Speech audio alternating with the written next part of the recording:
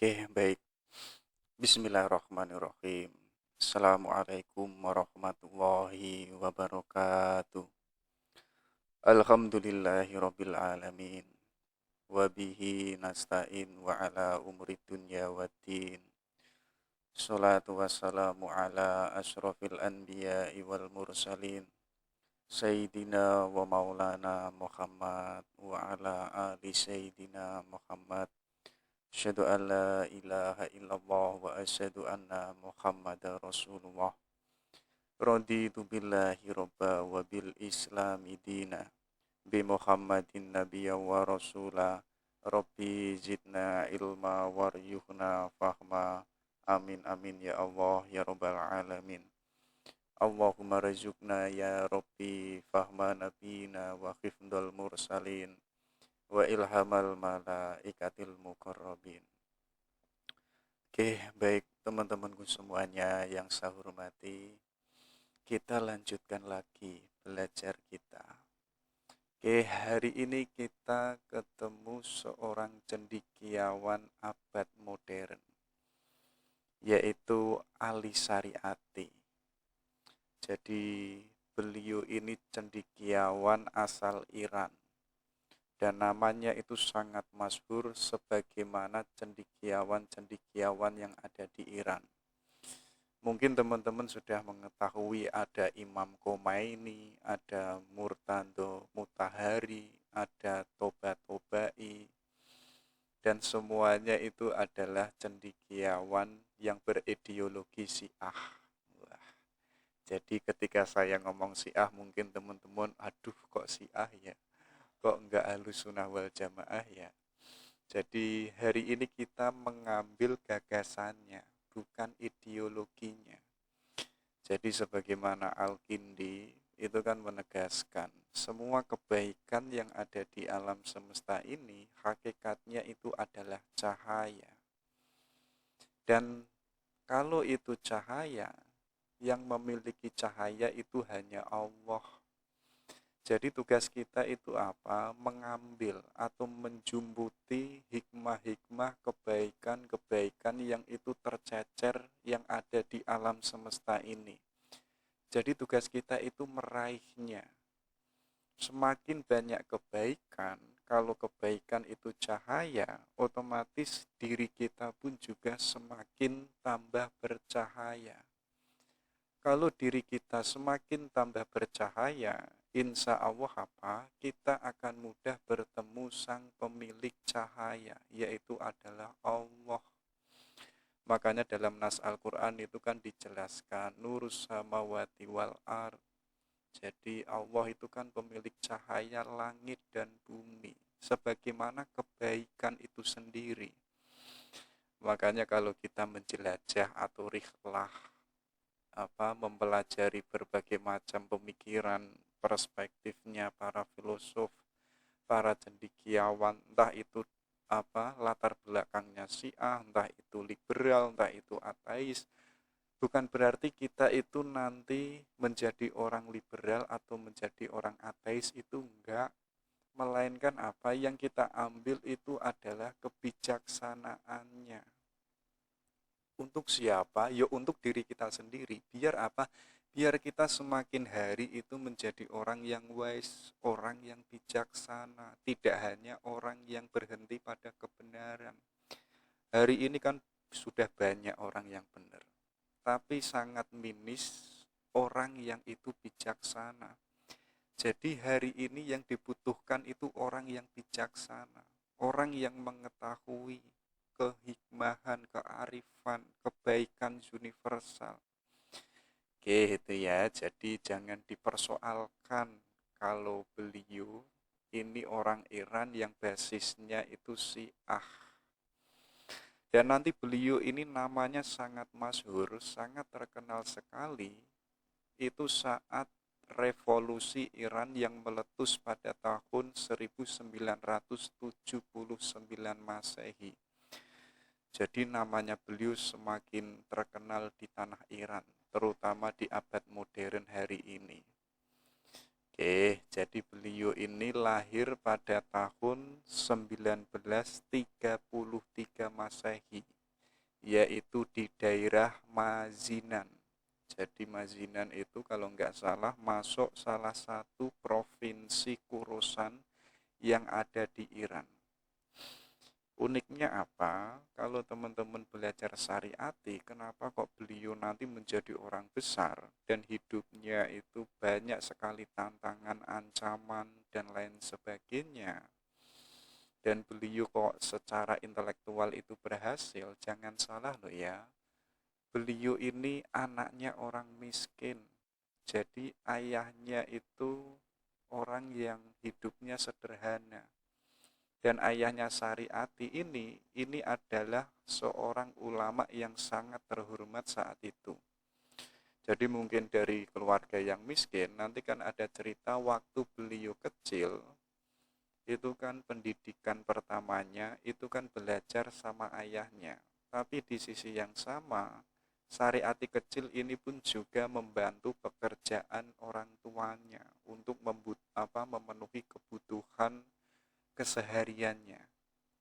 Jadi mungkin kalau teman-teman hari ini merasa pesimis, anaknya orang nggak punya, apakah punya kesempatan bisa sampai kuliah di Eropa atau S2, S3, insya Allah kalau punya kemauan atau punya keseriusan yang luar biasa, yang itu lahir dari internal diri kita, insya Allah kita akan bisa mengikuti jejaknya Ali Syariati. Ya, dan nanti beliau ini melanjutkan atau kuliah ngambil Fakultas Sastra Persia. Dan kabarnya itu hanya diselesaikan selama 3 tahun. Ya, karena memang beliau ini orang pintar, orangnya itu cerdas. Jadi karena beliau ini cerdas, nanti setelah selesai dari Fakultas Sastra Persia, beliau ini nanti mendapatkan kesempatan atau mendapatkan beasiswa, yaitu kuliah di Perancis. Jadi S2, S3 di Perancis, sampai beliau itu lulus doktor dalam bidang sosiologi dan sejarah agama.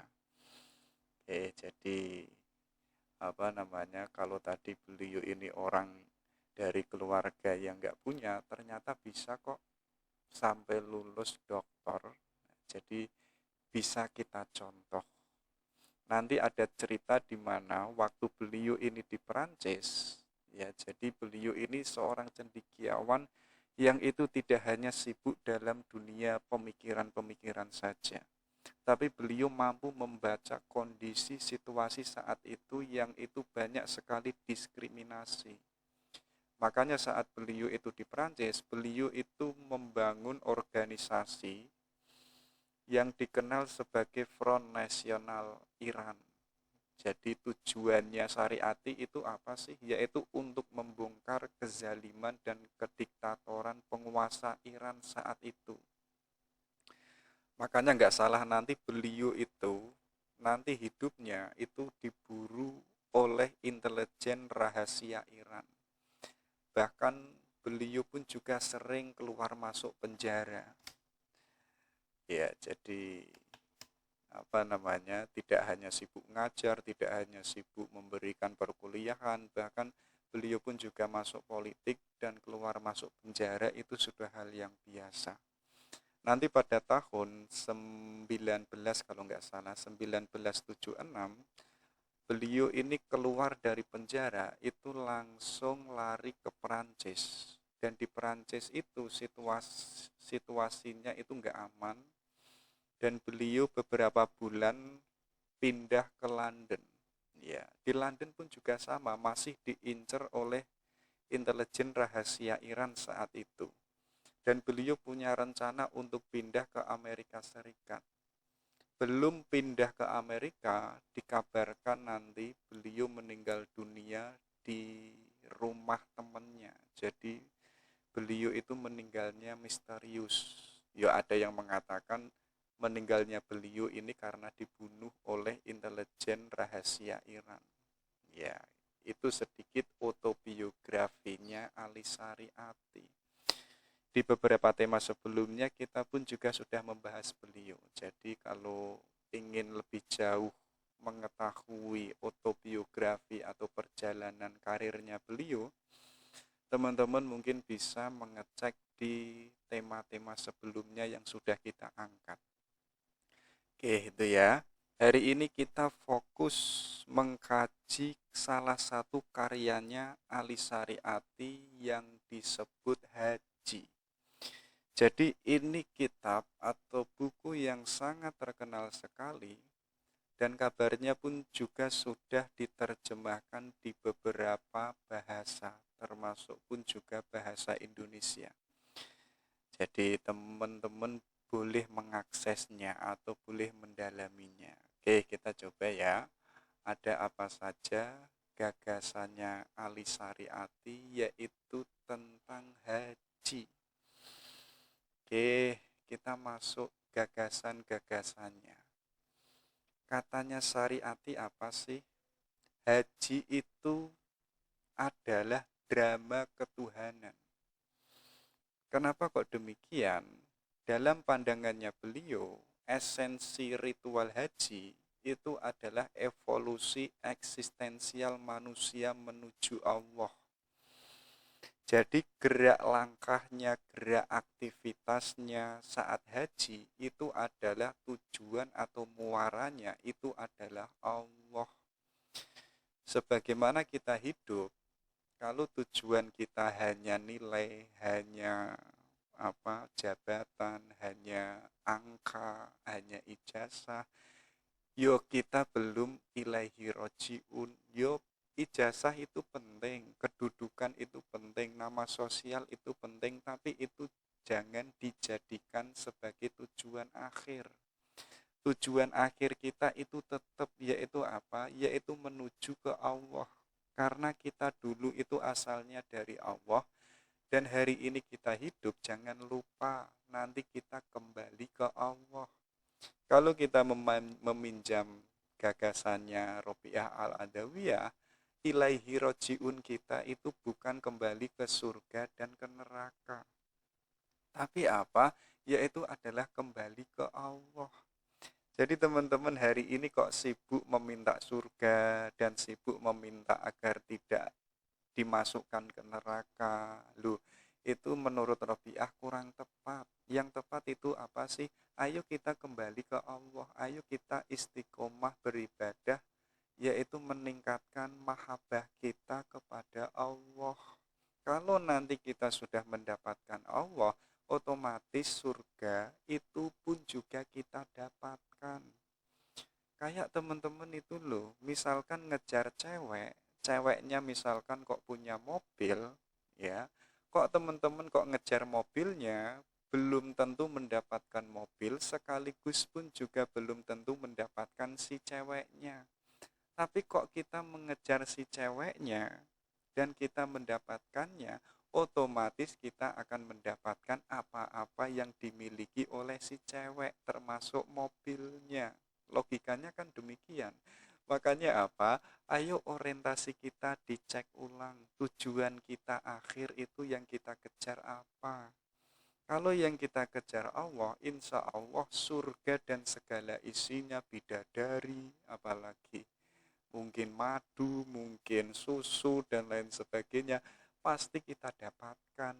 Karena kita sudah mendapatkan Allah. Sebagaimana pandangannya Alisari Ati, yaitu ritual haji, aktivitas haji, sampai kita nanti waktu di Mekah, sampai kita pulang, itu semuanya adalah pergerakan eksistensial manusia, yaitu adalah menuju ke Allah. Makanya beliau ini mengatakan apa? Di dalam ibadah haji itu ada simbolisasi, ada falsafah, yaitu falsafah penciptaan Nabi Adam. Ya, nanti kita cek ya. Dan di dalamnya pun juga ada pertunjukan. Karena haji itu drama ketuhanan, ya.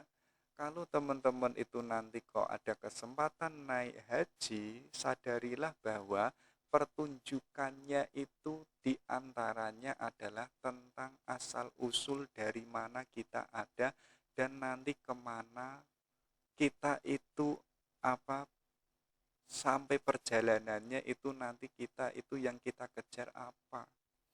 Jadi membahas tentang yaitu penciptaan, termasuk pun juga ada simbolisasi sejarah, ada juga keesaan, ideologi Islam dan ummah. Itu katanya Syariati. Dan katanya beliau apa? Di dalam pertunjukan itu ada 3 yang bermain. Yang pertama sutradaranya itu adalah Allah. Dan pemeran utamanya itu adalah manusia. Ya. Dan tokoh antagonisnya yang jahat, yang penipu, yang membuat kerusakan itu adalah setan. Dan alur ceritanya saat kita haji itu ceritanya sebagaimana Nabi Adam, Nabi Ibrahim, dan Ibunda Hajar. Jadi di dalam haji itu dibalik ada simbolisasi tentang falsafah penciptaan Nabi Adam, sekaligus di dalamnya ada pertunjukan, ada drama. Jadi seperti kayak kita main film. Ya, yang membuat cerita siapa? Yaitu adalah Allah. Sedangkan yang memainkan cerita itu adalah manusia. Nanti manusianya ini sukses atau tidak, sampai menuju Allah atau gagal, itu kita mampu enggak? Mampu menolak ajakan-ajakan dari tokoh antagonis, yaitu adalah setan. Oke, itu ya. Itu pertunjukannya atau drama perfilmannya. Dan lokasi saat kita main film, lokasinya itu ada di Masjidil Haram, ada di Mas'a, Arafah, Mina, dan lain sebagainya. Nah, nanti saat kita haji, insya Allah ya, kalau kita nanti ada rezeki banyak, ada kesempatan, dan umur kita panjang, kabarnya hari ini kalau kita mendaftar tahun ini, kita kan harus menunggu 32 tahun. Jadi teman-teman kalau umurnya sudah 30 tahun, nanti berangkatnya itu umur 60 tahun. Kalau teman-teman hari ini umurnya 20 tahun, ya berangkatnya nanti sekitar 50-an tahun. Jadi walaupun demikian kita nggak boleh cemas. Intinya nanti Ali Syariati menegaskan yang penting kita itu sudah punya niat dulu untuk pergi haji. Oke, kita lanjutkan. Dan saat kita nanti di Mekah, nanti ada beberapa simbol. Ya. Jadi simbol pertama itu adalah Ka'bah, ada Sofa, Marwah, siang malam, matahari terbit, matahari terbenam. Nanti ada prosesi acara berkurban, yaitu berpakaian ihram, make up, dan lain sebagainya. Itu semuanya adalah simbolisasi saat kita haji. Kalau itu simbolisasi, itu ada ilmu yang disebut semantik atau semiotik, yaitu ilmu yang menggali makna-makna yang ada di simbol. Jadi kalau kita nanti di Ka'bah, kita melihat Ka'bah, kita nggak boleh memaknai bahwa itu hanya sebentuk Ka'bah, itu enggak. Tapi ada makna yang paling terdalam yang itu melekat pada Ka'bah. Kalau kita hanya menganggap bahwa itu Ka'bah, yo kita nggak ada bedanya kayak orang orientalis. Orang orientalis itu mengatakan apa? Orang Islam semuanya itu musyrik. Kenapa demikian? Yo karena menyembah Ka'bah. Loh, padahal katanya Syariati, Ka'bah ini hanya simbolisasi saja. Di dalamnya itu ada banyak nilai. Nanti kita akan belajar itu ya. Oke, jadi haji itu adalah drama ketuhanan. Jadi gambarannya kita itu kayak main film. Nanti endingnya kita sukses atau tidak, ya menemukan Allah atau tidak, nanti ada beberapa jawaban dari Ali Syariati. Oke, kita masuk. Nah, ini katanya syariati. Jadi sebelum kita berangkat haji, ya, pertama-tama yang harus kita usahakan itu apa sih? Yang pertama itu harus kita niatkan dulu. Ya, jadi kalau kita sudah balik, kalau kita sudah berakal, ya, kita itu harus meniatkan untuk pergi naik haji. Dan sekaligus apa? Kita pasrahkan kepada Allah. Nanti kita hajinya tahun berapa, nanti rezekinya itu apa namanya? Bisanya untuk berangkat haji itu kapan? Itu enggak boleh kita sibuk di situ. Yang penting kita niat dulu. Insya Allah kalau niat kita itu bulat, insya Allah ada kesempatan. Insya Allah nanti kita akan dipanggil oleh Allah. Jadi haji itu adalah yang memanggil adalah Allah. Jadi orang yang berangkat haji itu bukan orang yang sembarangan. Karena yang memanggil itu adalah Allah. Jadi yang pertama kita harus punya niat dulu. Yang kedua apa? Yaitu niat secara eksternal yang ada di luar diri kita. Jadi saat kita naik haji, coba dipertanyakan. Ayo kita refleksi, mempertanyakan apa-apa yang kita bawa saat nanti kita pergi haji. Jadi katanya syariati apa? Sudah benarkah niatnya? Halalkah harta yang kita gunakan untuk membiayai keberangkatan haji? Jiwa mana yang kita bawa saat kita itu haji?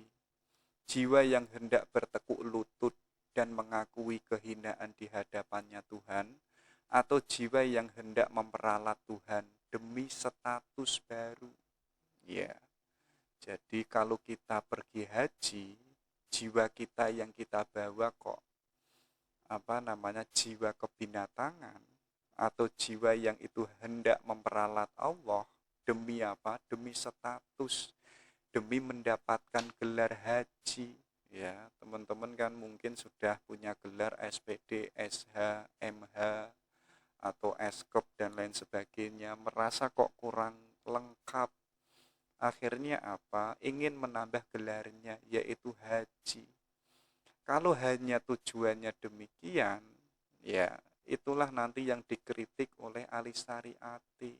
Makanya apa? Kita harus niatkan dulu, luruskan niat kita dulu. Jangan-jangan kita pergi haji, jangan-jangan kita itu hanya memperalat Tuhan, ya demi status, demi nama sosial, biar kita itu mendapatkan kehormatan, mendapatkan sanjungan di tengah sosial. Jadi itu niat secara eksternal.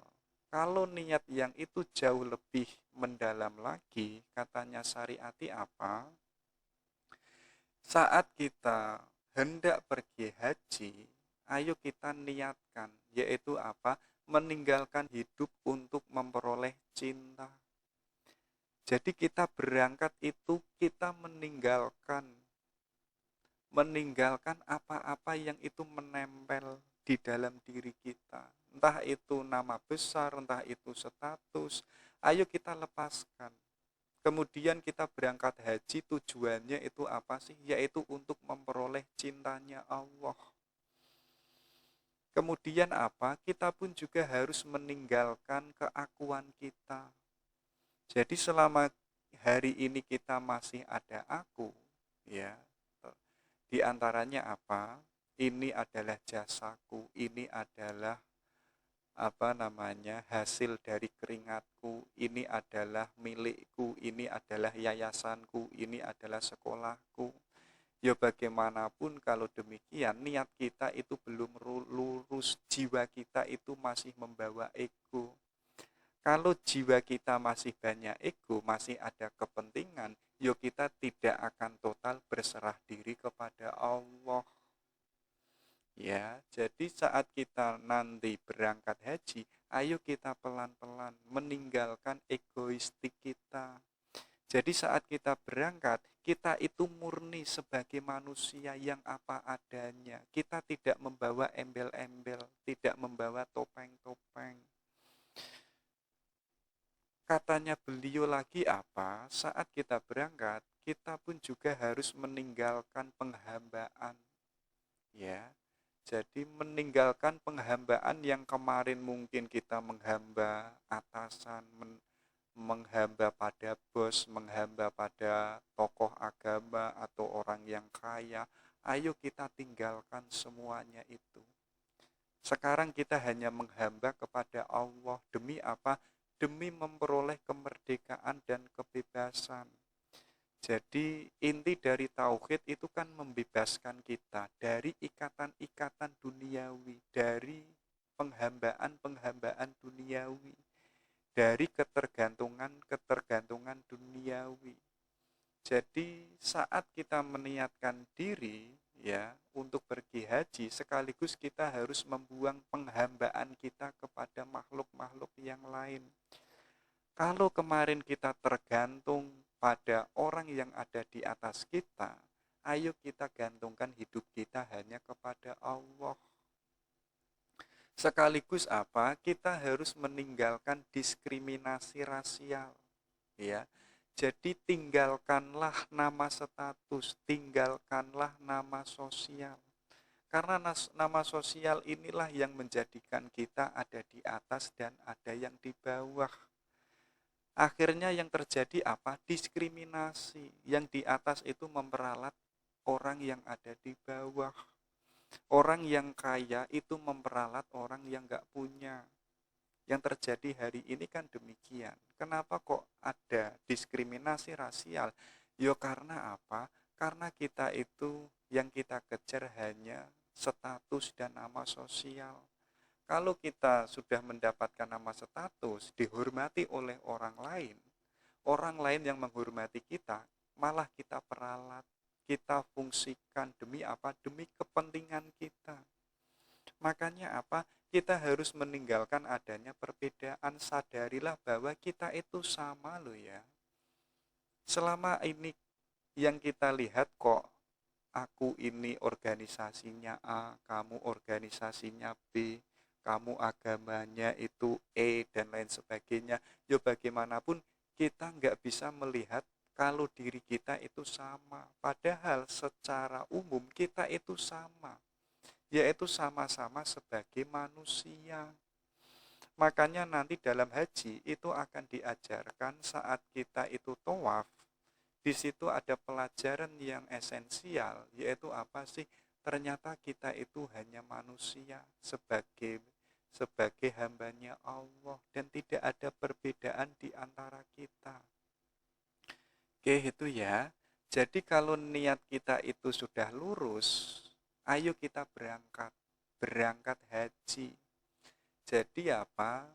Jiwa yang kita gunakan itu adalah jiwa yang sudah murni, yaitu hanya untuk menghamba kepada Allah. Termasuk pun juga uang yang kita bawa, yang kita gunakan untuk berangkat haji itu pun juga sudah halal, sudah benar. Sekaligus apa? Niat kita itu hanya untuk memperoleh cinta. Kalau kita sudah total, kita sudah menjadi manusia yang murni, ayo kita berangkat menuju Allah. Yaitu apa? Menuju dalam kesempurnaan, menuju dalam kebaikan, keindahan, pengetahuan, dan lain sebagainya. Karena di antara sumber yang ada itu sumbernya adalah dari Allah. Jadi sebelum kita berangkat haji, kita kan manusia yang gak sempurna. Kita kan manusia yang itu masih ada salahnya, belum dalam keindahan, pengetahuannya masih sangat minim. Nah, saat kita berangkat haji, kita itu akan menuju dalam kesempurnaan. Nanti kita akan mendapatkan berbagai macam kebaikan, keindahan, kekuatan, termasuk adalah pengetahuan. Nanti pun juga alisari ati termasuk kita akan mendapatkan cinta. Oke, itu niatnya. Makanya Alisari Ati itu menegaskan atau mendeklarasikan, katanya beliau apa? Wahai manusia, seluruh malaikat itu bersujud kepadamu. Tetapi karena pengaruh masyarakat, engkau sekarang telah berubah. Engkau tidak lagi berpegang teguh pada janjimu untuk tidak menyembah apapun kecuali Allah. Jadi yang mulanya itu kita yang sebagai manusia dan para malaikat itu bersujud kepada kita.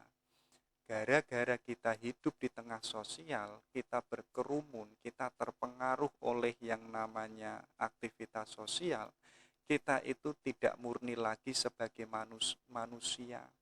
Yang mulanya kita murni, yang kita sembah itu hanya Allah, ya sekarang kok kita menyembah macam-macam, kita menyembah kuburan, kita menyembah tokoh agama, kita menyembah orang yang punya duit, kita menyembah lain sebagainya. Akhirnya apa? Malaikat yang mulanya bersujud kepada manusia, mereka sekarang ini sudah tidak lagi bersujud kepada manusia, karena manusia itu menyembahnya macam-macam. Di balik menyembah Allah, termasuk di sisi yang sama pun juga menyembah manusia. Artinya apa? Ketauhidan kita itu enggak murni. Ya, yang mengatakan bahwa agama Islam itu monoteisme, tapi kok cara perilakunya, cara ketauhidannya itu kok pluralisme, dualisme, meyakini ada dua kekuatan, meyakini ada banyak kekuatan. Akhirnya kita tidak murni menjadi manusia. Kalau kita tidak murni menjadi manusia, ya bagaimana kita bisa murni menjadi hambanya Allah? Untuk agar kita menjadi hamba yang baik, kemanusiaan kita pun juga harus baik dan benar. Makanya selanjutnya beliau itu mengatakan sebaliknya, engkau menyembah berhala-berhala yang sebagian itu adalah yang menciptakan manusia. Jadi kita tidak lagi menyembah Allah, tapi menyembah berhala. Mungkin berhalanya tidak sebagaimana berhalanya orang-orang Arab zaman dulu. Tapi apa? Tapi berhala yang itu enggak patung, yaitu apa? Nama status, yaitu jabatan, yaitu uang. Jadi kita menauhidkan uang, menauhidkan kedudukan. Ya, makanya apa? Ciri hidupmu itu loyalitas pada manusia. Pemujaan diri sendiri, kejam, bodoh, tidak berarah tujuan dan tamak. Jadi kritiknya Alisari Ati kan keras ya. Jadi manusia itu loyalitasnya pada manusia. Orangnya itu memuja dirinya sendiri, egoistik, orangnya kejam, bodoh, tidak punya tujuan, tamak, ya. Kehidupan ini telah membuat engkau memiliki sifat-sifat binatang. Kita tidak lagi menjadi manusia yang murni, tapi apa? Tapi bagaikan serigala, anjing, tikus, dan lain sebagainya. Memang wujud kita itu manusia, tapi jiwa kita itu serigala, jiwa kita itu anjing, seperti halnya tikus. Jadi kita enggak lagi menjadi manusia yang murni. Ya, walaupun kita punya tangan, secara fisik kita manusia, tapi jiwa kita itu bukan manusia. Makanya apa? Ayo kita refleksi ke dalam, kita pertanyakan ketuhanan kita itu sudah baik atau benar, sudah baik atau jangan-jangan ada yang salah. Kalau ada yang salah, ayo kita rekonstruksi, lebih-lebih kita dekonstruksi, kita buang semuanya berhala-berhala yang kita sembah atau yang kita ciptakan sendiri, kita bunuh. Sekarang kita hanya fokus menyembah Allah. Oke, itu ya, itu nasihat dan sekaligus kritiknya Syariati. Dan katanya beliau, ya, itu ada istilah yang disebut muharramat.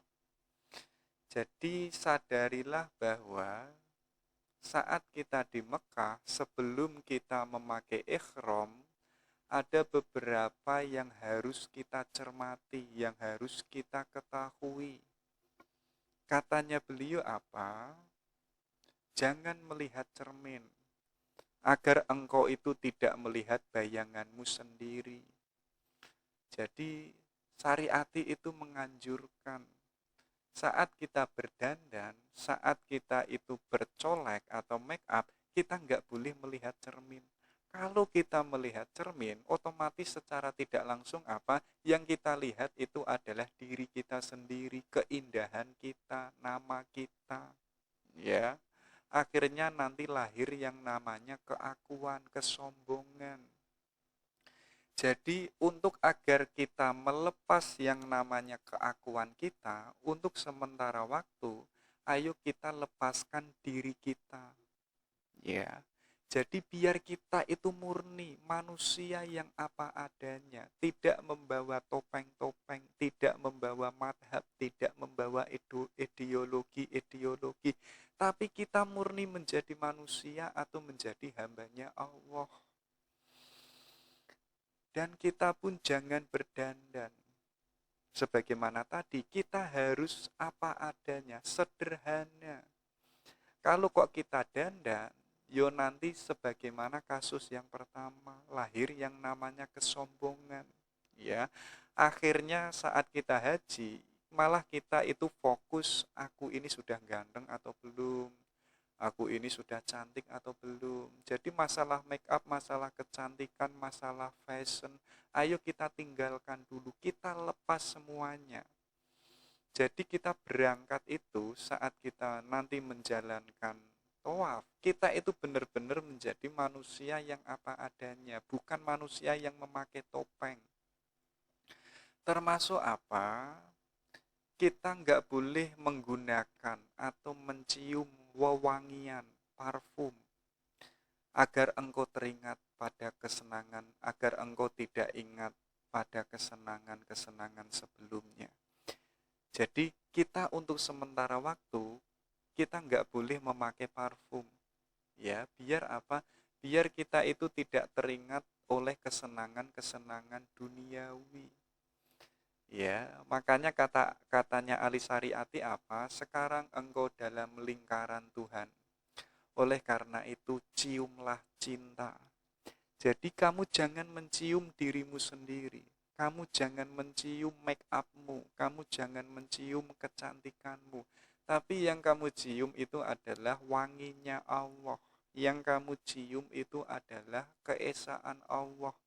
Termasuk yang kamu cium itu adalah cintanya Allah. Jadi kita nggak boleh mencium diri kita atau kesenangan-kesenangan duniawi atau barang-barang yang kita miliki. Kita singkirkan. Sekarang kita harus mencium apa-apa yang itu dimiliki oleh Allah.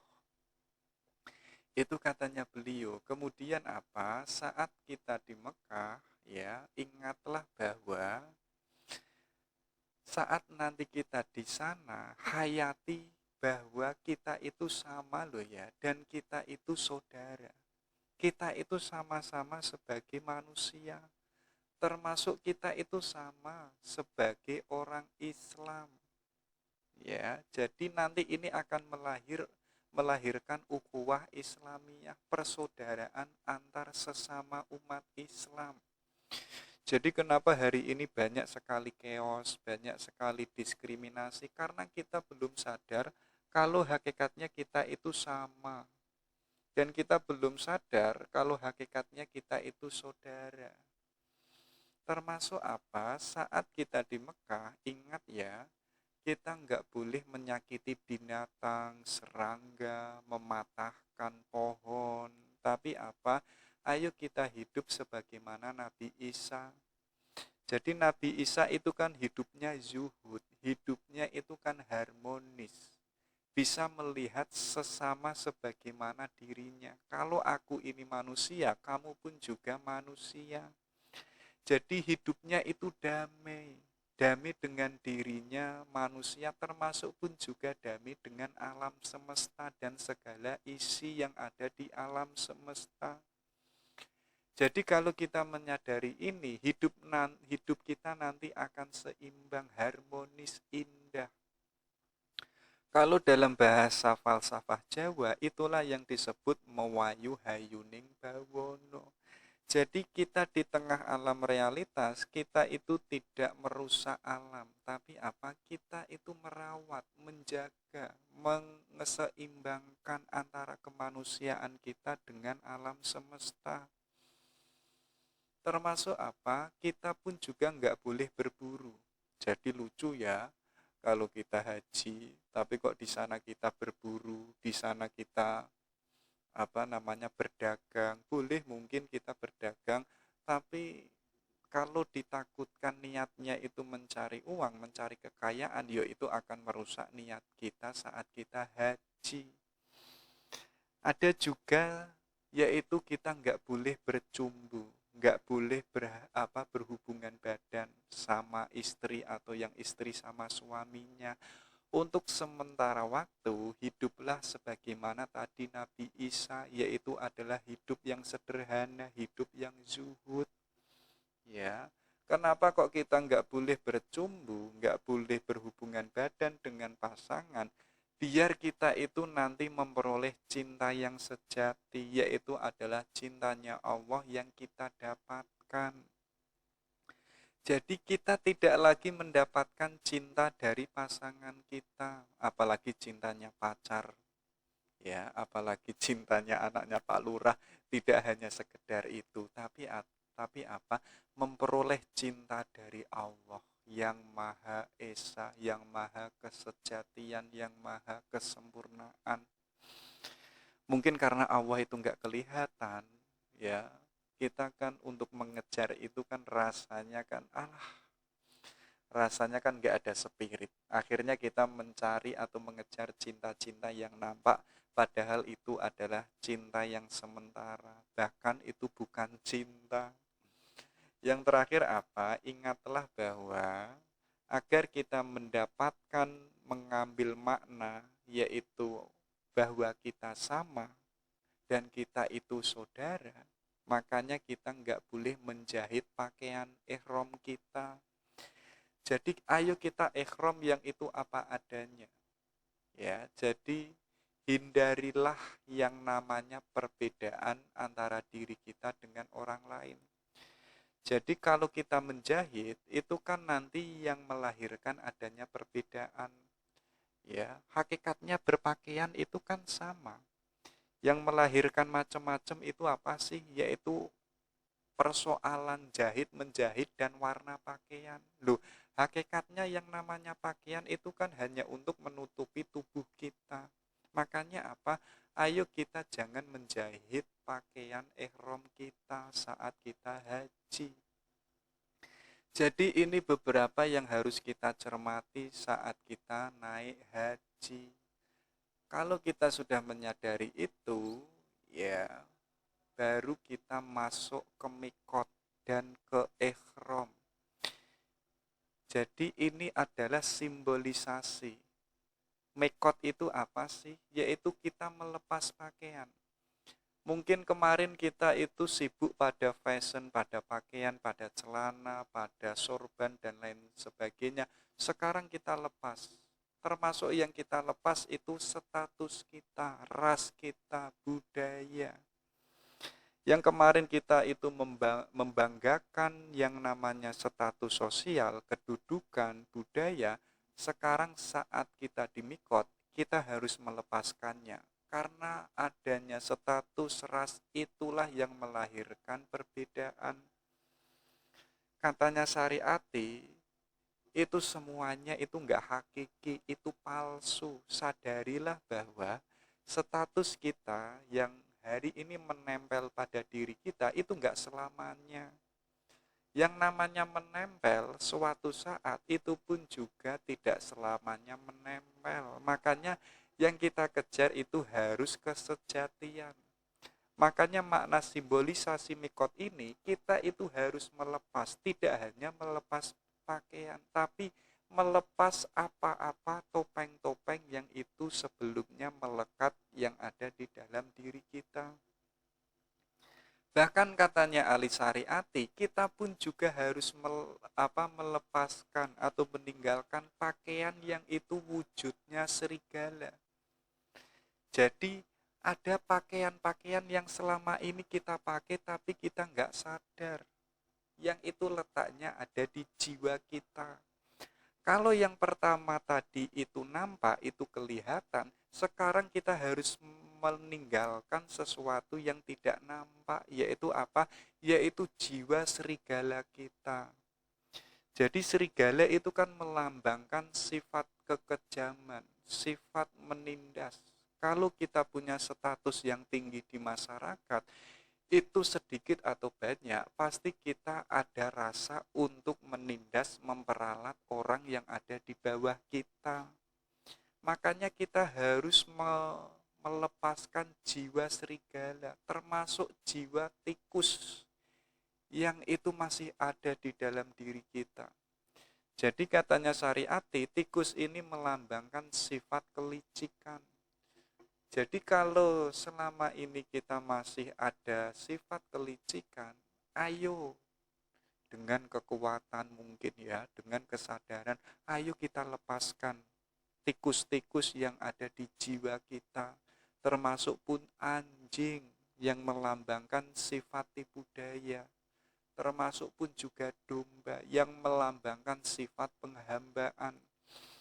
Yang kemarin kita menghamba Pak Lurah, menghamba menteri, menghamba presiden, menghamba tokoh agama misalkan, ayo domba-domba yang ada di jiwa kita, kita lepaskan.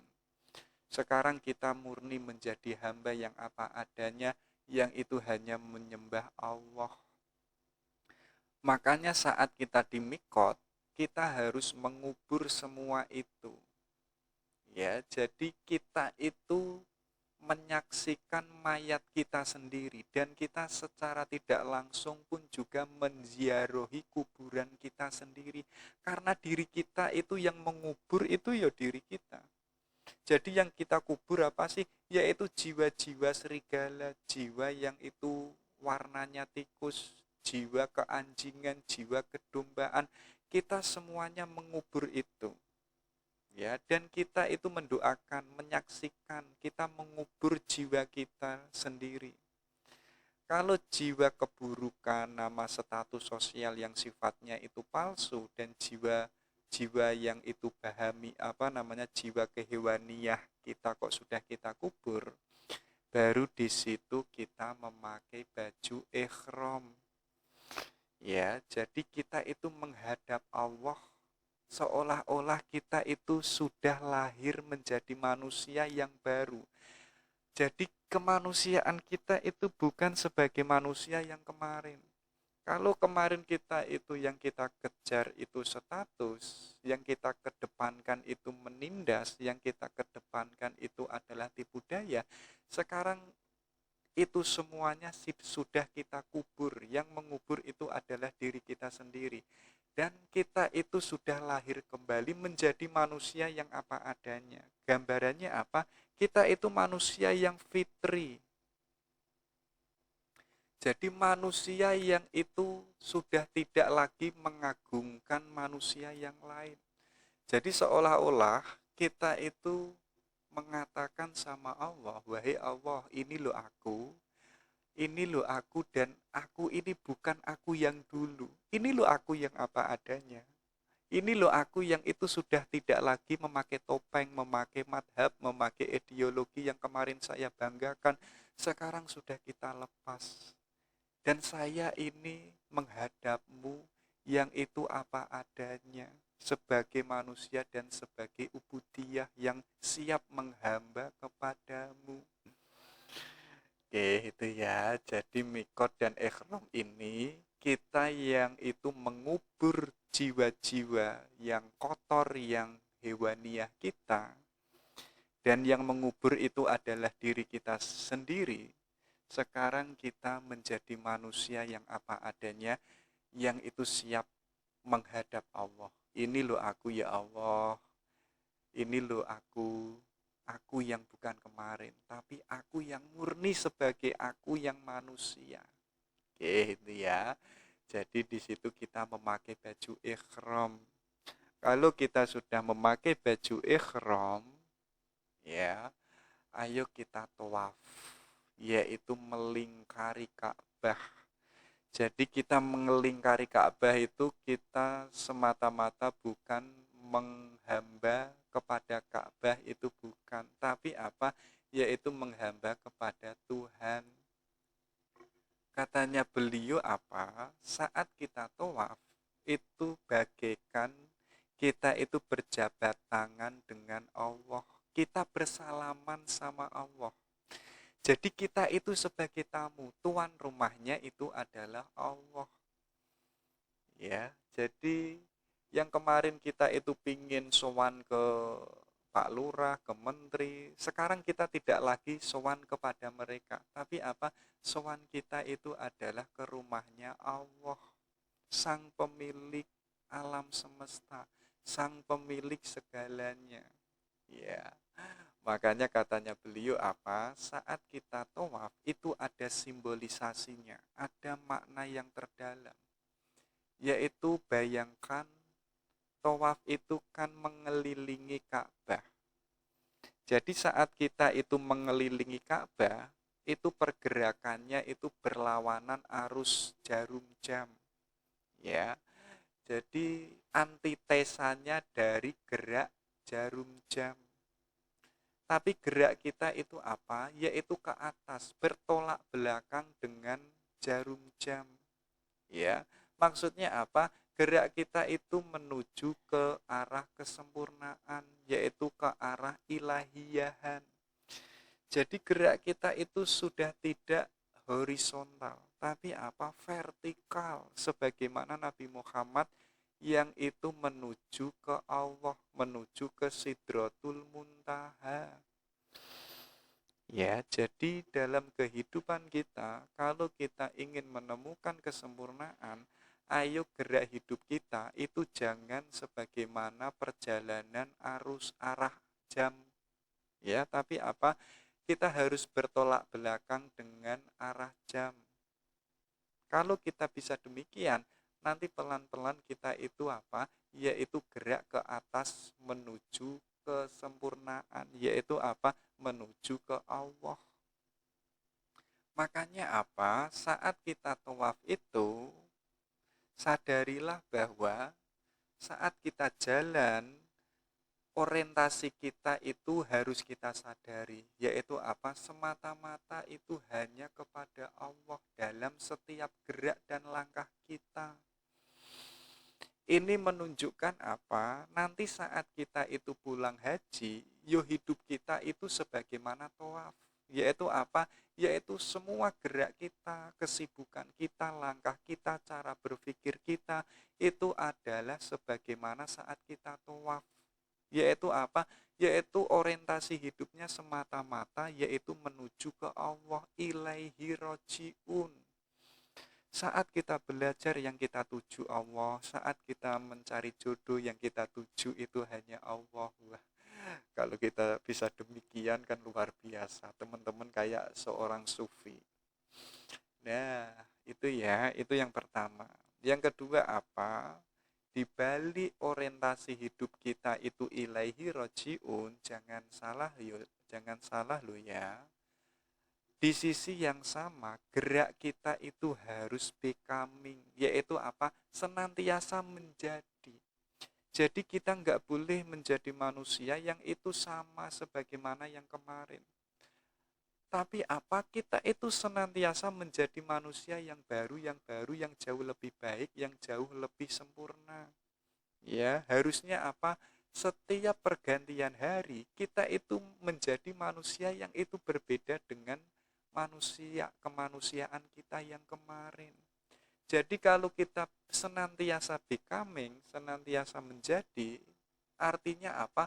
Gerak hidup kita itu progresif, kita itu maju. Yaitu apa? Menuju dalam kesempurnaan. Ya, kalau nanti kita senantiasa becoming, nanti pada puncaknya apa? Yaitu kita itu masuk ke dalam keabadian. dan diri kita itu fana, diri kita itu lebur di dalam dirinya Tuhan. Ali Syariati menyebutnya apa? Yaitu al-fana fi Allah. Yaitu kita itu melebur di dalam keesaannya Allah. Kemanusiaan kita itu sudah enggak ada, yang ada itu hanya Allah. Ya, itu pelajaran saat kita tawaf. Ada juga saat kita tawaf, kita akan mengelilingi Ka'bah. Ya, sebagaimana penjelasan tadi, ada beberapa simbolisasi saat kita haji, termasuk adalah simbolisasi Ka'bah, yaitu apa? Yaitu adalah keabadian. Coba kita cek ya. Katanya Syariati, Ka'bah itu kalau teman-teman cermat, itu kan arahnya kan macam-macam. Arah kanan, arah kiri, arah belakang, arah depan. Seakan-akan itu tidak punya pendirian. Loh, jangan salah, itu ada makna yang paling terdalam, yaitu apa? Itu menunjukkan kalau Allah itu tidak berpihak pada siapapun. Ya, teman-teman itu ingin menghadap Allah dari jalan belakang atau jalan depan, pengen dari arah selatan atau arah utara, itu Allah itu siap menerima kita. Ya, jadi Allah itu enggak pilih kasih. Allah itu enggak menuntut kamu harus lewat depan, itu enggak. Allah itu siap menerima hambanya. Dan sekaligus apa? Allah itu tidak mendiskriminasi manusia. Wah, kalau yang tokoh agama itu menuju Allahnya cepat, menuju surganya itu cepat, itu enggak. Semua manusia itu sama. Jadi Allah itu enggak berpihak. Ini menunjukkan apa? Allah itu merahmati seluruh alam semesta, termasuk ciptaan-ciptaan yang ada, termasuk pun juga manusia. Jadi Ka'bah yang itu menghadap yang macam-macam, belakang, depan, selatan, utara, itu menunjukkan kalau Allah itu merahmati seluruh makhluknya. Termasuk pun juga apa? Ka'bah ini menyimbolkan adanya ketauhidan, monoteisme dan universalitasnya Allah. Jadi yang ada itu hanya Allah, yang harus kita agungkan, yang harus kita sembah, yaitu ya hanya Allah. Ya, jadi Ka'bah yang satu itu menunjukkan nggak ada yang namanya dualisme, nggak ada yang namanya trinitas, nggak ada yang namanya kabalisme, nggak ada yang namanya pluralisme. Yang ada itu monoteisme. Ini kan yang dideklarasikan oleh Bapak Tauhid, yaitu Nabi Ibrahim. Termasuk apa? Kalau teman-teman itu melihat secara cermat bangunan Ka'bah itu, rasanya kan hanya simpel, ya. Loh, tapi itu ada maknanya. Maknanya apa? Maknanya Ka'bah itu konstan, tetap tidak berubah, ya. Dan termasuk apa? Merupakan pusat agama, arah sholat, arah cinta, tujuan hidup, dan tujuan kita itu nanti kemana. Jadi ada pesan yang terdalam, yang itu wujudnya adalah Ka'bah. Kalau Ka'bah itu tetap dan konstan dan tidak berubah, itu menunjukkan kalau Allah itu pun juga tidak berubah. Allah itu Esa. Ya, termasuk apa katanya Ali Syariati, sebagaimana keberadaan matahari yang itu merupakan pusat dari sistem tata surya ini. Dan di mana seluruh semesta itu mengelilinginya, mengelilingi Ka'bah. Kalau Ka'bah itu menyimbolkan ketauhidan, alam semesta dan segala isinya itu bergerak, itu mengelilingi yang semuanya itu menuju ke Allah. Makanya ada istilah yang bisa melenceng dari peraturannya Allah, yaitu manusia. Hewan itu sejak dulu sampai hari ini itu tidak pernah mengingkari sunatullah, Yang bisa mengingkari sunatullah itu hanya manusia. Padahal seluruh kehidupan yang ada di alam semesta ini itu semuanya berotasi mengelilingi Allah, menuju ke Allah. Oke, itu ya. Itu makna-makna yang ada di Ka'bah. Termasuk apa? Ka'bah itu adalah tempat bertemunya Allah, Nabi Ibrahim, dan Nabi Muhammad. Makanya Ka'bah itu kenapa kok spesial? Ya karena itu tadi. Termasuk apa? Ka'bah itu adalah awal pergerakan abadi menuju Allah. Dan ingat ya, saat kita mengelilingi Ka'bah, kita itu bukan menuju ke Ka'bah. Saat kita berangkat dari kampung menuju ke Ka'bah, menuju ke Mekah, kita itu bukan menuju ke Ka'bah, melainkan apa? Kita itu bergerak menuju keabadian, yaitu adalah Allah. Yang terakhir katanya Syariati apa? Kalau Allah itu memanggil hambanya, dan si hamba ini kok bisa berangkat haji, ya, otomatis apa? Yang bisa berangkat haji itu adalah tamunya Allah. Sekarang dia di dalam rumahnya Allah. Dan sekaligus apa? Mengerjakan apa-apa yang itu sudah didramakan oleh Allah. Dan kita itu sebagai tamu istimewa. Kalau kita itu tamu istimewa, ya, kalau kita meminta ini dan itu, otomatis Allah itu akan mengabulkannya. Karena kita sendiri itu yang memanggil itu adalah Allah. Ya, kalau kita yang memanggil Allah dan kita mau mengindahkan panggilan itu dan kita menjadi tamu istimewanya Allah, Allah kan sangat senang sekali. Oh, si Anissa datang, oh si Reno datang, ya. Kalau si Anissa, oh sekarang kamu sudah datang, kamu sekarang minta apa, ya.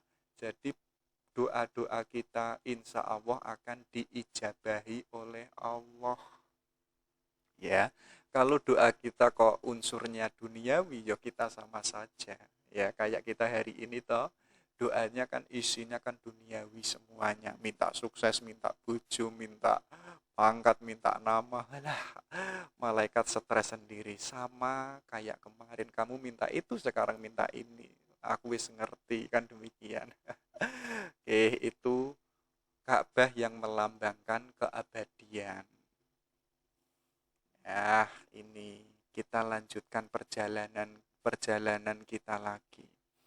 Kalau kita sudah mengelilingi Ka'bah, sekarang kita masuk yaitu Hajar Aswad dan Makom Ibrahim. Saat kita berada di Hajar Aswad, kita itu sebagaimana berhadapan dengan Allah. Gambarannya kan tangan kita itu menyentuh Hajar Aswad. Itu ada pesan, ada makna simbolisasinya, yaitu apa? Kita di situ itu sedang bersumpah setia. Yaitu apa? Yang kemarin kita belum berangkat haji, ya, kita membuat sekutu-sekutu sesama manusia. Sekarang ayo kita membuat sekutu, yaitu hanya kepada Allah. Sekarang yang kita sembah, yang kita agungkan, yang kita tuju, itu bukan lagi manusia, itu bukan lagi status atau nama dan lain sebagainya. Ya, ini penegasan untuk kita. Ya, seakan-akan kita itu ingin bilang, ya Allah, kalau kemarin kita itu menghamba pada manusia, sekarang aku itu ingin sumpah setia, yaitu nanti kalau saya pulang, saya sudah tidak mau lagi menyembah apapun kecuali hanya menyembah kepada Engkau. Jadi Hajar Aswad ini saat kita memegang batu, kita itu bersumpah setia dan kita nggak boleh mengingkarinya. Kita nggak boleh mengkhianatinya karena kita sendiri yang sumpah setia menjadi hambanya Allah. Ya, termasuk nanti kita masuk ke Makom Ibrahim. Ya, jadi ini adalah simbolisasi. Jadi kalau kita sudah berada di makom Ibrahim, sadarilah bahwa kalau nanti kita pulang, ayo hidup kita itu sebagaimana yang pernah diperankan oleh Nabi Ibrahim. Yaitu apa? Beliau itu menghancurkan berhala, perang melawan Raja Namrud. Pernah juga berada di dalam kobaran apinya Raja Namrud, berjuang melawan iblis, mengorbankan putranya yaitu Nabi Ismail. Beliau hidupnya terlunta-lunta, kesepian, menanggung siksaan. Ya, jadi kalau nanti kita pulang, ayo kita hidup sebagaimana yang pernah diperankan oleh Nabi Ibrahim.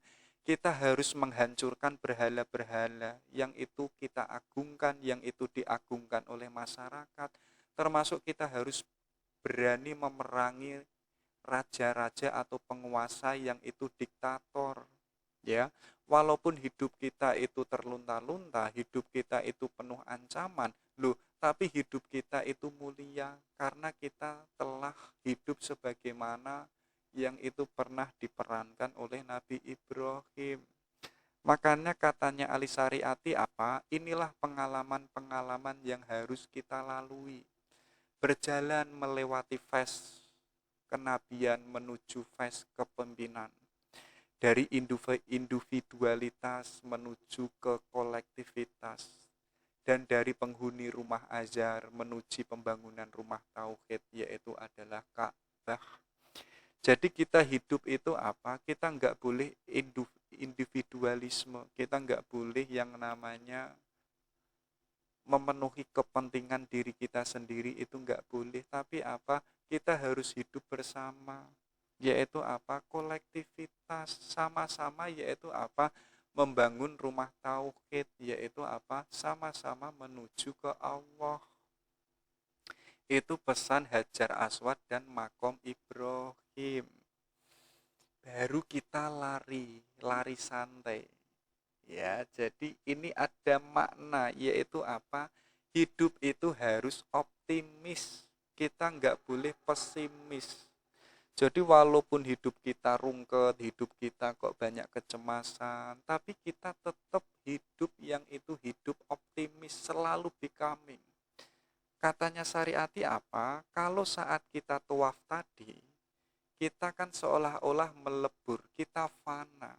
Kemanusiaan kita itu ada di dalam kehadirannya Allah. Tapi kalau kita sa'i, kita nggak boleh fana secara total, kita nggak boleh. Kalau sudah ketemu Allah, ayo kita kembali lagi menjadi manusia. Kita kembali lagi sebagaimana aktivitas sebelumnya. Karena apa? Karena kemarin saat tawaf kita sudah ketemu Allah, sudah di dalamnya Allah. Sekarang kita harus aktivitas hidup kita, yaitu apa-apa dasarnya itu adalah Allah. Ya, kayak tadi mau belajar karena Allah, mau nikah karena Allah, dan lain sebagainya. Karena hidup ini ada di atas dan ada di bawah, katanya Ali Syariati apa? Kita harus optimis sebagaimana Ibunda Siti Hajar. Bayangkan, beliau itu kan hidupnya saat di gurun pasir, ya, itu kan menunjukkan kepasrahan, ya, kepasrahan kepada Allah. Tapi di sisi yang sama, beliau Ibunda Hajar ini optimis, ya, lari sampai ke sofa Marwa. Bener nggak? Nanti kalau salah teman-teman boleh meluruskannya. Yang pada akhirnya apa? Beliau itu mendapatkan buahnya, mendapatkan pertolongan dari Allah, yaitu apa? Yaitu air Zam-Zam. Di mana yang mulanya beliau itu kehausan, dan bayi Ismail yang waktu kecil ini kehausan, tiba-tiba apa? Dengan jalan optimis, hidup kita senantiasa optimis, nanti kita akan menemukan apa yang akan kita cari. Dan Allah itu akan Allah itu akan menolong kita di situasi apapun, walaupun situasinya itu genting. Ya, makanya apa? Ibunda Hawa itu kan kita bisa membayangkan lari ke depan, nanti balik lagi. Waktu lari ke depan seolah-olah itu ada air, ternyata nggak ada air, nanti kembali lagi. Sampai 7 kali, di mana pada akhirnya Allah itu pada akhirnya pun juga menolong. Termasuk katanya Syariati apa? Saat kita sa'i, ini pun juga ada simbol perjuangan fisik yang itu harus secara totalitas. Yaitu apa? Totalitas kita yang sebagai manusia itu harus pasrah kepada Allah. Di sisi lain kita pun juga harus ikhtiar. Makanya apa? Di balik kita pasrah, secara bersamaan kita ikhtiar, ya, di situ nanti kita akan menjadi manusia yang berkembang. Kita akan menemukan ilmu pengetahuan, menemukan kebutuhan hidup, kita menemukan fakta-fakta yang baru. Ya, artinya kita nggak boleh pasrah saja. Kenapa ilmu pengetahuan hari ini berkembang, maju, dan lain sebagainya? Ya karena kita ada usaha yang itu optimis. Itu kita bisa dapatkan itu dari simbolisasi saat kita sa'i. Oke, itu ya. Kalau kita sudah selesai sa'i, kita menuju ke Bukit Arafah. Yaitu apa? Yaitu simbolisasi pengetahuan dan kearifan. Jadi secara harfiah, wukuf yang itu di Arafah, kita itu kan sedang istirahat. Untuk agar kita mendapatkan ilmu pengetahuan, kita itu harus yang namanya serius. Kita nggak boleh sibuk macam-macam, kita harus fokus untuk mendapatkan ilmu. Ya, contoh lainnya kata Syariati apa? Arafah itu adalah pertemuannya Nabi Adam dan Ibunda Hawa. Jadi saat Nabi Adam dan Ibunda Hawa ketemu, ini kan melahirkan macam-macam, melahirkan perkenalan, melahirkan kesadaran, melahirkan sosialisasi, melahirkan anak, melahirkan sejarah, melahirkan peradaban, melahirkan etnis budaya macam-macam. Jadi dengan adanya pengetahuan, lahirlah macam-macam yang sampai hari ini kita rasakan. Asal mulanya adalah pertemuan. Setidaknya apa? Saat Nabi Adam dan Nabi Hawa, saat ketemu, itu kan sadar, oh itu perempuan dan aku laki-laki. Loh, itu pun juga sudah yang disebut ilmu pengetahuan. Ya, bahkan katanya Syariati, saat kita melakukan wukuf di Arafah, ya, sadarilah bahwa tingginya jabatan dan pangkat, banyaknya harta dan anak, serta semua hal yang itu sifatnya duniawi, hakikatnya itu tidak mempengaruhi amal kita. Itu tidak menjamin kita masuk surga. Ya, tapi apa? Tapi kita harus mendapatkan yang esensial, yaitu apa? Kita harus menyadari kalau kita harus menjadi orang yang arif, yang bijaksana. Percuma teman-teman punya jabatan, punya pangkat, kalau orangnya tidak bijaksana, jabatannya itu menjadi cobaan, menjadi yang namanya apa? Yang namanya musibah. Percuma teman-teman punya anak banyak, punya istri cantik, kalau dirinya nggak bijaksana, anak dan istrinya ini pun menjadi musibah. Makanya yang lebih penting itu apa? Ayo kita menambah ilmu biar kita menjadi orang yang bijaksana. Jadi saat kita Arafah ini kan waktu siang sampai sore, baru kita masuk waktu malam, yaitu apa? Yaitu Musdalifah. Waktu malam ini adalah waktu kesadaran.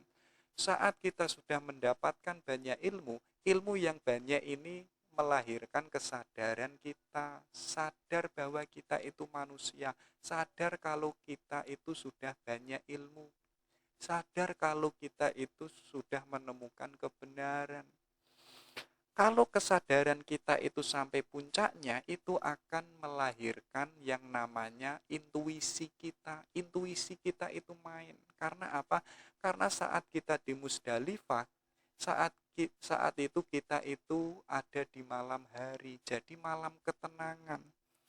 Jadi kalau malam-malam tenang, itu kan intuisi kita kan main. Iya kan? Nah, kalau intuisi kita main, kita itu mampu melihat sesuatu yang tidak hanya dilihat oleh mata, tapi kita mampu melihat sesuatu yang ada di masa depan. Kita punya sesuatu yang nanti ingin kita raih, kita punya mindset yang benar, kita punya tujuan yang bijaksana. Oke, itu pada waktu malam di Musdalifah. Nah, ini ya, kalau kita tadi sudah berjabat tangan dengan Allah, orientasi hidup kita itu adalah menuju Allah, kita mendapatkan ilmu dan kesadaran, intuisi kita main, baru kita ada di Mina, yaitu apa? Ini adalah simbolisasi keyakinan, negeri keyakinan dan negeri cinta. Jadi apa? Kita itu mendapatkan cintanya Allah. Ya, kalau kita mau mencintai Allah, secara tidak langsung, lu jangan salah lu ya, jauh-jauh hari Allah itu sudah mencintai kita. Kayak katanya Syekh Abdul Qadir Al-Jilani itu loh, kita hari ini sibuk mencintai makhluk-makhluk, mencintai label-label yang gak penting. Padahal Allah jauh-jauh hari itu sudah mencintai kita. Allah itu cintanya sudah lama bertepuk sebelah tangan. Yang mencampakkan siapa sih? Yaitu adalah diri kita sendiri. Sekarang kita membuktikan cinta kita kepada Allah, sekaligus Allah itu pun juga mencintai kita. Tapi di sisi yang sama, tanpa kita duga saat kita di Mina, di balik kita mendapatkan cintanya Allah, di sisi lain pun juga ada godaan antagonisme, yaitu apa? Yaitu adalah setan. Makanya saat kita di Mina, kita itu harus mengikuti panggilannya Allah dan kita itu harus membuang jauh-jauh rayuannya setan. Jadi kita fokus ke Allah saja. Itu saat kita di Mina. Oke, itu ya. Jadi negeri keyakinan dan cinta. Nanti saat kita selesai di Mina, ada prosesi yaitu melempar jumroh. Ini adalah simbolisasi kita itu saat hidup, kita itu harus senantiasa jihad melawan trinitas kabilisme. Jadi ada 3 trinitas yang ada di dalam diri kita. Yang pertama itu apa sih? Yaitu Fir'aun. Ini simbolisasi ketamakan. Kalau kita dikasih 1 mintanya 2, dikasih 2 mintanya 4, 4 mintanya 5 dan lain sebagainya. Ya, kalau kita masih demikian, ayo kita bunuh ketamakan-ketamakan yang ada di jiwa kita. Yang kedua apa? Yaitu sifatnya korun, yaitu mementingkan dirinya sendiri. Kalau kemarin sebelum haji kita itu apa-apa untukku, untuk keluargaku, sekarang saat kita pulang haji, insya Allah nanti ayo kita menjadi manusia yang itu sama-sama peduli kepada saudara-saudara kita sesama manusia. Jadi kita sudah tidak lagi egoistik. Jadi kalau kita kaya, kekayaan kita itu untuk sesama manusia. Kalau kita orang baik, kebaikan kita itu untuk sesama saudara kita. Yang terakhir apa? Yaitu adalah Bal'am. Ini simbolisasi keberhalaan yang kita sembah. Yang kita sembah itu bukan Tuhan, tapi apa? Tapi hewan, tumbuhan, pohon, manusia, itu harus kita singkirkan. Makanya apa? Kita harus melempar jumroh. Ini sebagai simbol apa? Kita harus membunuh dan melawan trinitas setan-setan, keburukan-keburukan yang ada di dalam diri kita, biar kita benar-benar menjadi manusia yang murni. Nah, baru ya, kalau kita sudah menjadi manusia yang murni, baru kita tahalul. Yaitu apa? Kita mewujudkan rasa syukur kita. Kita harus merayakan, kita harus bahagia. Karena step by step kita sudah sukses melakukan ritual haji dari tahap ke tahap sampai selesai. Jadi saat kita memotong rambut, ini simbolisasi apa? rambut yang kita potong itu, yang itu terjatuh, ini sebagai tanda bahwa dosa-dosa yang kemarin yang kita lakukan, semuanya itu sudah rontok. Semuanya itu sudah berjatuhan. Sekarang kita sudah menjadi manusia yang fitri. Kita menjadi manusia yang bersih, yang suci. Oke, bentar ya.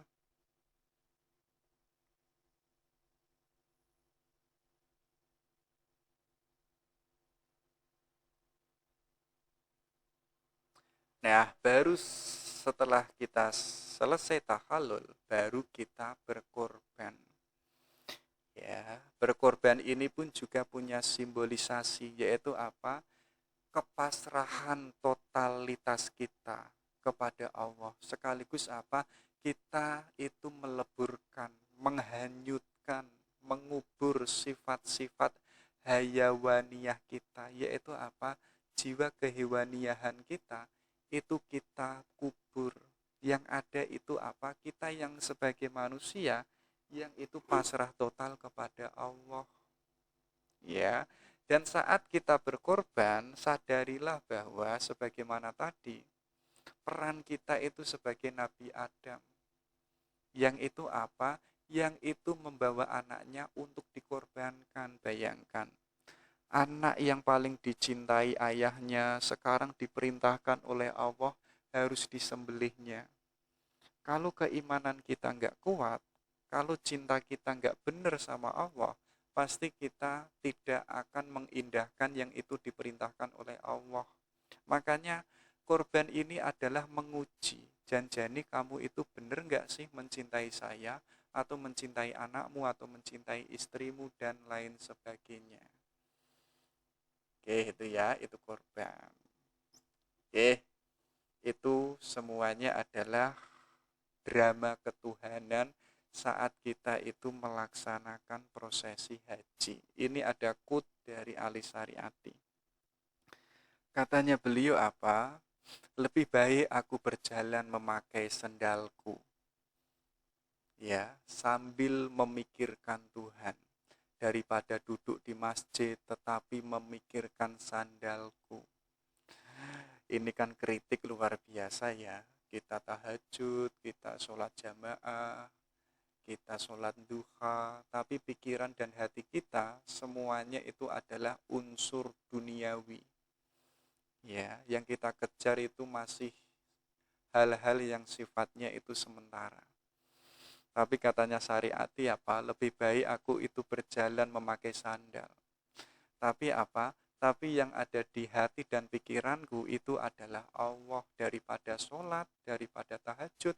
Tapi pikirannya itu uang, pikirannya itu materi-materi. Bukan berarti kita nggak sholat, tapi kita tetap sholat.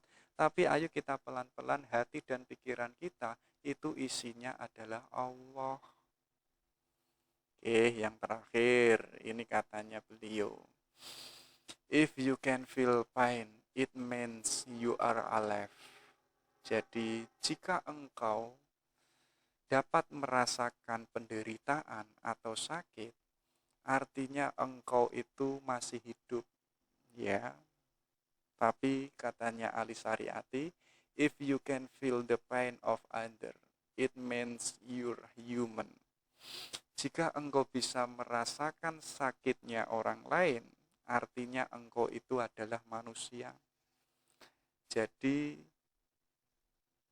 kalau kita itu bisa merasakan sakitnya diri kita sendiri, kita itu manusia. Tapi kok kita tidak bisa merasakan sakitnya orang lain, yuk kita nggak manusia. Kita bisa dikatakan manusia ketika apa?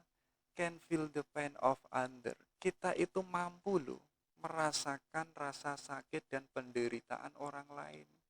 It means you're human. Disitulah kita menjadi manusia. Oke, coba dicek ya. Kita benar-benar manusia nggak sih? Atau jangan-jangan sebagaimana yang dikritik oleh Ali Syariati tadi. Enggak, kamu itu bodoh, kamu itu tamak, kamu kayak serigala, kamu kayak tikus, dan lain sebagainya.